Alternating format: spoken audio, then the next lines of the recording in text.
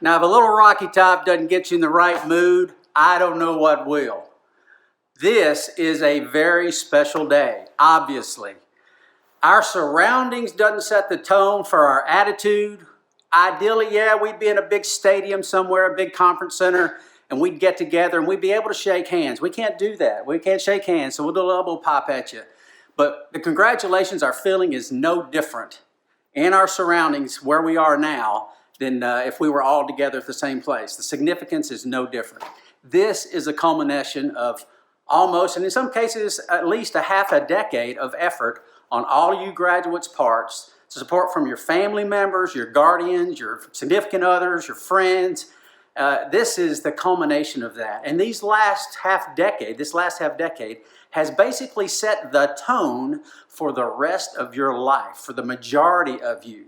So I welcome you to Houston, Texas, my home, where I have been sequestered as well in quarantine for the last month and a half or so, just like most all of you. We are from, my wife and Deanna and I are from Tennessee. To show that, we do have a little Tennessee flag there to represent our home state, and I am a Vol graduate as well. So this is one of those aha moments that we have in life. We have several of them throughout our lives, right? I mean, when that beautiful young lady says yes to your offer to spend her life with you, that's an aha moment. You know, the first time you hold your child, it's an aha moment. I mean, how did I get here type of mentality as we reflect back. And that's what this is right here, today, right now. As we reflect back over the last half decade and even back in the past into our lives, of the significance of what this day stands for as we project forward to the future. So I want to take you to a very special aha moment, one that I had years ago. But to do that, I have to take you to the International Space Station. So if you can, visually imagine yourself in a one-man space capsule, which is a spacesuit shaped like a person, right? It's all self-contained. It provides the pressure that allows us to maintain life, the oxygen, the cooling system. It's all self-contained. And you're outside the International Space Station in the vacuum of space. So let me give you a little bit of a visual if you can. The space station is basically silver with those gold solar arrays, and the contrast between that silver and gold is just beautiful. And it's amazing when you're outside in that bubble helmet. And you look around and you see the Earth and all of its beauty and the magnificent colors below as you're traveling, orbiting the Earth, and all the way around the Earth every 90 minutes. So you're traveling 17,500 miles an hour, 5 miles a second.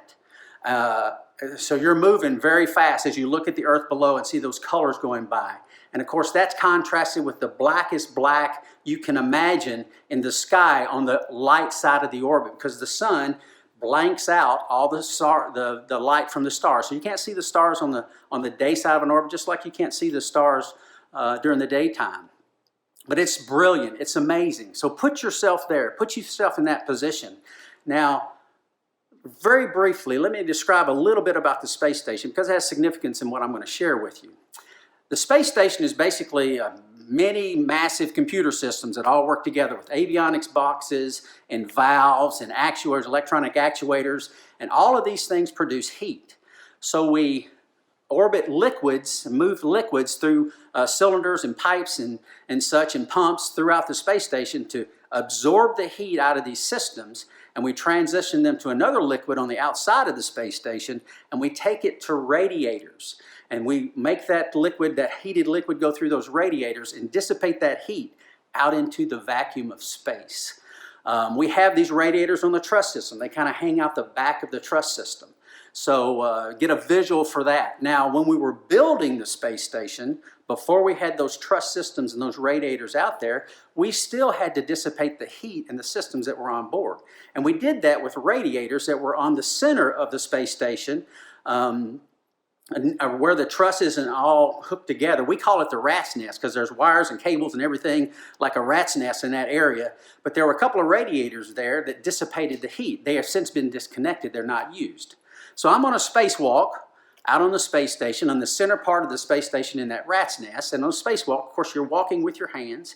You don't let go until you have a good grasp, because you don't want to float off into space you get famous. You don't want to be famous for the wrong reasons. You get famous for that type of thing. So you're very cautious. And so I'm going through the backside of the space station, walking around with my hands, and I go around the corner, and I come upon this radiator, one of the radiators. Now, I knew the radiator was there, but what I did not know is that it was reflective like a mirror.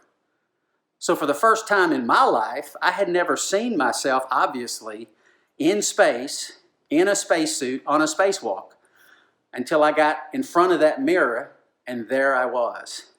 And I'm telling you, what I just described about the beauty of the station with the contrast of the colors of the earth and the blackness of the space and all of that going by at 5 miles a second, I looked at myself, that gold visor was down. I even raised the visor because it was one of those aha moments, just to make sure it was really me in there, right? And I looked at that guy, I looked back out at the beauty that I described, and I looked back at that guy, and I said, how did you get here? How did you get here? It's one of those reflective moments where you look back and you think back to all those individuals that gave their all for you, to put you in positions throughout your life, to continue to succeed and proceed, to wind up in a position like that. Put yourself in that position.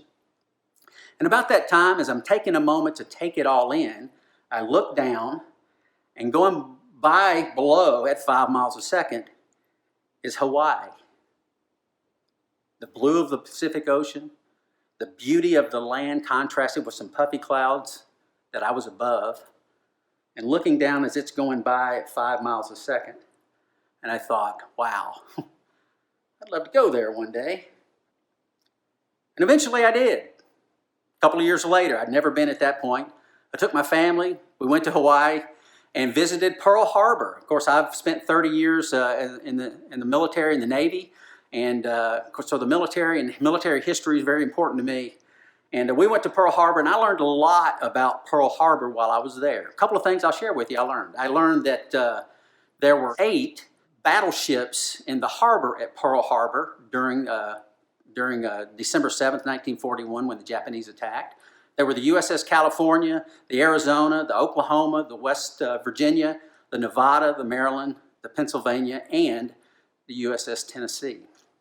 I also learned that during that conflict on that day, eventually there were 15 Medal of Honor recipients, Medal of Honors that were handed out to individuals for very special, unheralded bravery during the time of those attacks. And one of those individuals, his name was Jackson Charles Ferris. And I wanted to share with you a little bit about Mr. Ferris. I'm going to actually read his Medal of Honor citation. So if you're military or with one of our armed services in any form, police, firefighter, whatever, as you sit there, perhaps you've got an orange tie on, or maybe you're sitting in your UT big orange jammies or your big orange overalls, or maybe you've got your cap and gown on, maybe you've got your big orange drink in your big orange mug, wearing your big orange wristwatch, whatever. However you're sitting there, if you just sit at attention for this moment as we read the citation, because that's what we do, is we reflect back for these individuals as we honor them in the memory of what they did. So the Medal of Honor citation for Jackson Charles Ferris. For the President of the United States of America, in the name of Congress, takes pleasure in presenting the Medal of Honor to Lieutenant, who was then Gunner, Jackson Charles Ferris, United States Navy, for conspicuous gallantry and intrepidity.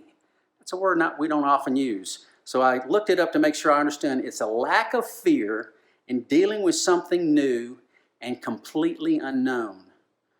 Synonyms are fearless, courageous, dauntless, and valiant. So for conspicuous gallantry and intrepidity at the risk of his life above and beyond the call of duty while attached to the USS California during the surprise enemy Japanese aerial attack on Pearl Harbor territory of Hawaii, 7 December 1941. In charge of the ordnance repair party on the third deck, when the first Japanese torpedo struck almost directly under his station, Lieutenant Ferris was stunned and severely injured by the concussion, which hurled him to the overhead. and back to the deck.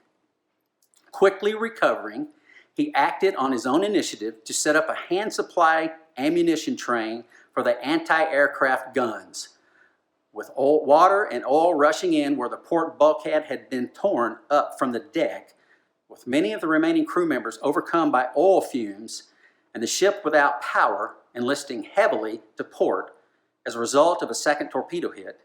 Lieutenant Ferris ordered the ship fitters to counter-flood. Twice rendered unconscious by the nauseous fumes and handicapped by his painful injuries, he persisted in his desperate efforts to speed up the supply of ammunition and at the same time repeatedly risked his life to enter flooding compartments and drag to safety unconscious shipmates who were gradually being submerged in oil. By his inspiring leadership, his valiant efforts, and his extreme loyalty to his ship and her crew, he saved many of his shipmates from death and was largely responsible for keeping the California in action during the attack. His historic conduct throughout this first eventful engagement of World War II reflects the highest credit upon Lieutenant Ferris and enhances the finest traditions of the U.S. Naval Service. Wow. Lieutenant then Gunner Ferris spent 4 months in the hospital recuperating from his injuries. But the story continues. 2 years later, he was admitted to the hospital again after collapsing because he was having very acute difficulty breathing. And what they found out that 2 years after Pearl Harbor had occurred, he still had oil in his lungs. He spent 6 months recuperating from that and finally returned to duty. And when he did return to duty, he was assigned to the USS Saint. It was a heavy cruiser out of Boston Harbor, and they headed to Japan to participate in the bombardments of the Japanese mainland. And in September 1945, there was a Japanese kamikaze that came and was attacking a ship, and he was directing gunfire. They shot the ship down, or the aircraft down, but it impacted the ship, and the concussion broke Lieutenant Ferris's back. 7 months he spent recuperating from that. And eventually, 1948, Lieutenant Commander Ferris was discharged from the Navy. And I share that story with you for a specific reason. You talk about difficulty in life. You talk about giving your all for someone else. I remember when I graduated from college, I remember well the person who gave the commencement address, but I cannot remember a single thing that he said. So I ask not that you remember me or my quarantine beard that I have grown for the last month and a half, but I want you to remember one word, if you can, to go forward in life, because we are volunteers. Our nickname stands for something significant. It's not just an animal or something else that other colleges have. We are volunteers. We go above and beyond. We do the things that are special, right? So courage, character, strength, resilience, trustworthiness, integrity in times of pain and adversity. That's who we are. And that's the definition of fortitude. So if you only remember one word throughout these last 10, 15 minutes or so that we've been sharing, reflecting back on the immense sacrifices that you've made, those all-nighters you've pulled, the sacrifices that your loved ones have made to help you get to this point, going forward, remember fortitude, courage, character, strength, resilience, trustworthiness, and integrity in times of pain and adversity. We can overcome. You can overcome. You've developed the tools in the last half decade and throughout your life. And as Americans, we can do great things when we band together in a selfless mindset, with an attitude of fortitude to go forward. So that's what I hope, that's what I pray for each of you as you live your lives, that you're always thinking of the others, that you're always looking to do things and be in a position to help those that are in greater need than you, and live your life to the fullest. As we reflect back on the past months and years, what a special day, like I said, this is, that we can do that as we look forward to, like I said, living our lives for the fullest. So, with that, I leave you with one very special thing, and that is this.